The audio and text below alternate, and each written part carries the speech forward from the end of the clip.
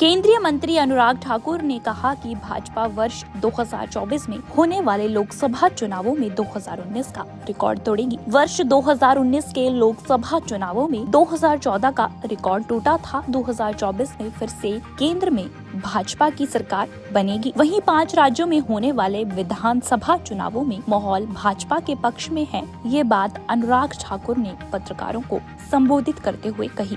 इसके साथ साथ अनुराग ठाकुर ने कहा कि Beri Bhanupalli railway line project की देरी पर प्रदेश कांग्रेस सरकार को दोषी मानते हैं। केंद्र सरकार द्वारा भानुपल्ली बेरी रेलवे प्रोजेक्ट पर करोड़ों रुपए खर्च किए गए हैं। जमीन अधिग्रहण पर भी केंद्र ने ही पैसा खर्च किया है। इस प्रोजेक्ट पर राज्य सरकार ने केंद्र को 1800 करोड़ का भुगतान करना है। राज्य सरकार इस धनराशि का भुगतान शीघ्र करे ताकि बेरी तक जमीन का अधिग्रहण का कार्य पूरा हो सके। इस मौके पर अनुराग ठाकुर ने गांधी परिवार पर भी निशाना साधा। उन्होंने इसके अलावा बिलासपुर एम्स किरतपुर 4 लेन व शिमला 4 लेन की प्रगति पर चर्चा की। इस दौरान भाजपा द्वारा अनुराग ठाकुर को कांगड़ा लॉस सिटी से चुनाव लड़ने की चर्चा पर पूछे गए प्रश्न का उत्तर देते हुए कहा कि उन्हें इस संसदीय क्षेत्र की जनता ने उन्हें बहुत प्यार दिया है। यहाँ पर एम्स, रेलवे व 4 लेन सहित बड़े बड़े प्रोजेक्ट आए हैं। वह इस बार भी यहाँ से ही चुनाव जीतेंगे। इस अवसर पर उनके साथ विधायक रणधीर शर्मा और नगर परिषद उपाध्यक्ष कमल गौतम सहित अन्य नेता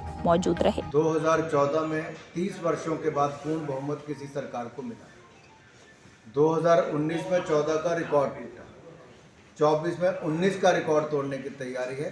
फिर से भाजपा की सरकार बनने की तैयारी है। तो 24 में हिमाचल में भी लोकसभा के इलेक्शन है और चर्चा ये है कि आप इस बार लोकसभा से चेंज कर दिया है, आप तो कांग्रेस में चुनाव लड़ रहे हैं।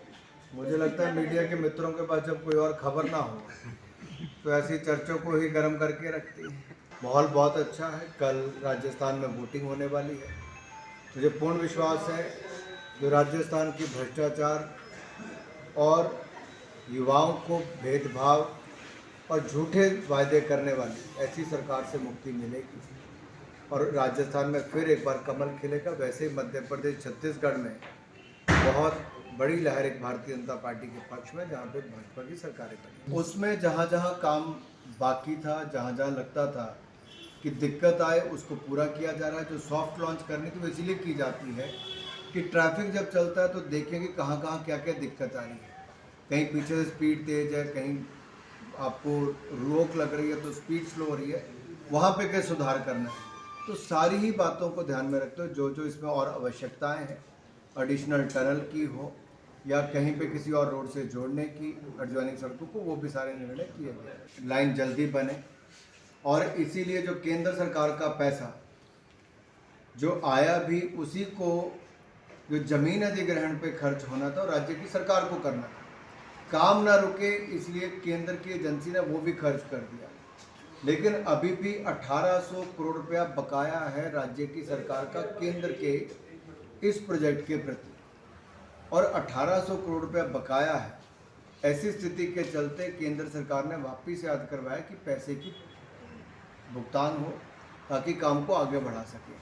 मेरा भी राज्य की सरकार से अनुरोध है कि 1800 करोड़ रुपया जल्द भुगतान करें ताकि भानुपल्ली बिलासपुर रेलवे लाइन का काम ना रुके और आगे भी बढ़ाने के लिए जो आगे जमीन अधिग्रहण करना है भानुपल्ली से बेरी तक वाला, उसमें भी जमीन अधिग्रहण को तीव्र गति से बढ़ाएं। 2027 का ही उसका था क्योंकि 2 वर्ष जो कोविड के समय गया है,